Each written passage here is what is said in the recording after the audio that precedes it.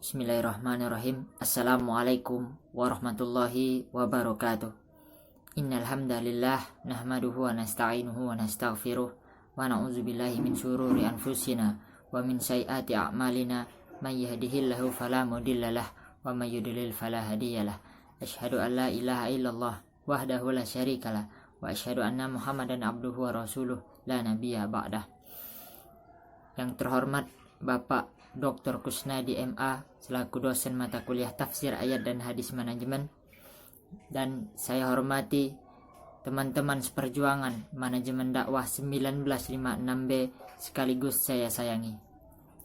Puji syukur atas kehadirat Allah Subhanahu wa taala karena telah memberi nikmat dan hidayah sehingga saya dapat membuat ujian akhir semester dalam bentuk video dengan penjelasan hadis tentang prinsip manajemen kejujuran.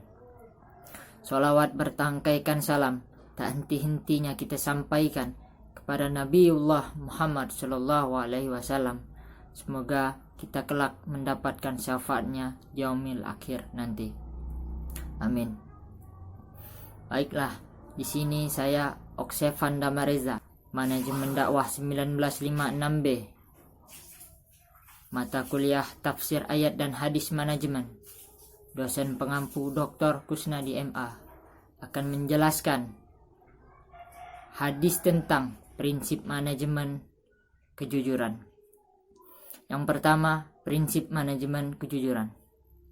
Salah satu sifat wajib Nabi adalah siddiq, jujur, yang dimaknai sebagai lurus hati, tidak berbohong dalam segala permasalahan, berkata apa adanya, tidak curang dalam masalah, permainan, ataupun ikut dalam aturan yang berlaku. Sedangkan kejujuran adalah sifat dari jujur, ketulusan dan kelurusan dari hati seseorang. Kejujuran dalam bahasa Arab adalah as-siddiq, yaitu percaya, benar, berkata benar. Firman Allah Subhanahu wa taala yang artinya, hai orang-orang yang beriman, bertakwalah kamu kepada Allah dan katakanlah perkataan yang benar. Niscaya Allah memperbaiki bagimu amalan-amalanmu dan mengampuni bagimu dosa-dosamu. Dan barang siapa menaati Allah dan Rasul-Nya, maka sesungguhnya ia telah mendapat kemenangan yang besar. Quran Surah Al-Ahzab ayat 70-71. Ada banyak makna atau manfaat kejujuran dalam kehidupan sehari-hari. Yang pertama, sayang Allah. Perilaku jujur merupakan salah satu perilaku yang disukai Allah karena perilaku juga merupakan perilaku yang terpuji. Sesungguhnya Allah menyukai hamba-hambanya yang memiliki perilaku-perilaku terpuji. Yang kedua, merasakan bahagia dalam hidup ini. Membiasakan sikap jujur memang sangatlah sulit. Jika tidak dibiasakan sejak dini, selain memiliki sikap jujur, kita juga harus memiliki sikap kedewasaan. Sebab kita memiliki sikap jujur tapi tidak diimbangi dengan sikap kedewasaan, dikhawatirkan dapat menyebabkan seseorang merasa tersakiti. Manfaat ketiga kejujuran yaitu menjadikan seseorang dipercaya. Salah satu keuntungan terbesar membiasakan sikap jujur adalah dipercaya oleh orang-orang, masyarakat, keluarga, maupun guru dan teman-teman.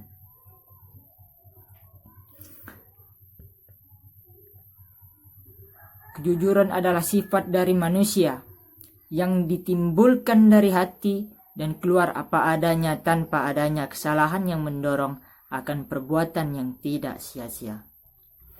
Kejujuran secara istilah merupakan kesesuaian antara perkataan dan perbuatan, sesuai antara informasi dan kenyataan, ketegasan dan kemantapan hati, dan sesuai dengan apa yang ada, serta sesuatu yang baik yang tidak dicampuri dengan kedustaan atau kebohongan.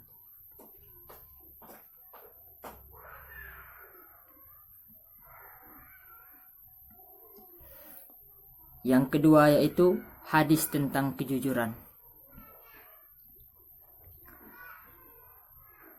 Inna sidqa yahdi ila birri wa inna birra yahdi ila jannati wa innar rajula la yasduku hatta yuktaba indallahi siddiqa, yang artinya sesungguhnya kejujuran itu mengantarkan kepada kebaikan dan kebaikan itu mengantarkan kepada surga, dan hendaknya seseorang senantiasa berlaku jujur hingga ia ditetapkan sebagai orang yang selalu jujur di sisi Allah.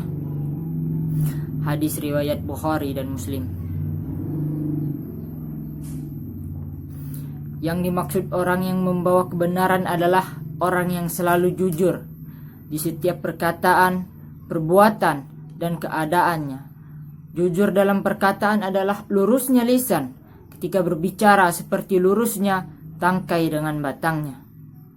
Jujur dalam perbuatan adalah lurusnya perbuatan di atas perintah dan ittiba seperti lurusnya kepala dan badan. Dan jujur dalam keadaan adalah lurusnya amalan hati dan anggota tubuh dalam keikhlasan. Selalu berusaha dan mencurahkan segala kemampuan dalam menggapai hal tersebut.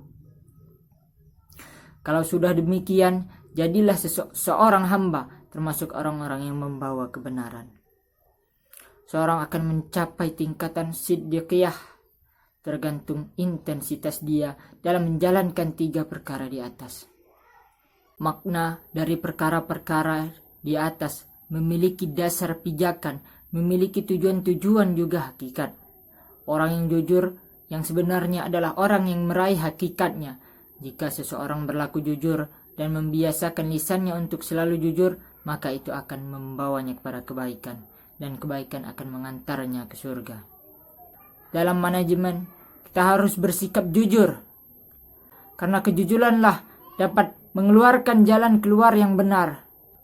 Jika dalam manajemen kita tidak dapat bersifat jujur, maka mustahil kita akan menjadi orang yang tinggi. Jadi, peganglah prinsip yang jujur. Karena jujur dapat membawa kebaikan dunia dan akhirat. Karena jujur adalah cerminan hati yang bersih. Mungkin hanya itu yang dapat saya sampaikan. Mungkin hanya itu penjelasan yang dapat saya berikan. Jika ada salah kata, saya mohon maaf. Jika pengetahuan saya kurang, saya akan belajar lagi. Kepada dosen-dosen, guru-guru, mohon untuk bimbingan yang lebih lanjut kepada saya. Dan insya Allah, saya akan menggali lebih dalam ilmu-ilmu agama. Akhirul kalam. Wallahul muwaffiq ila aqwamit thoriq. Wassalamualaikum warahmatullahi wabarakatuh.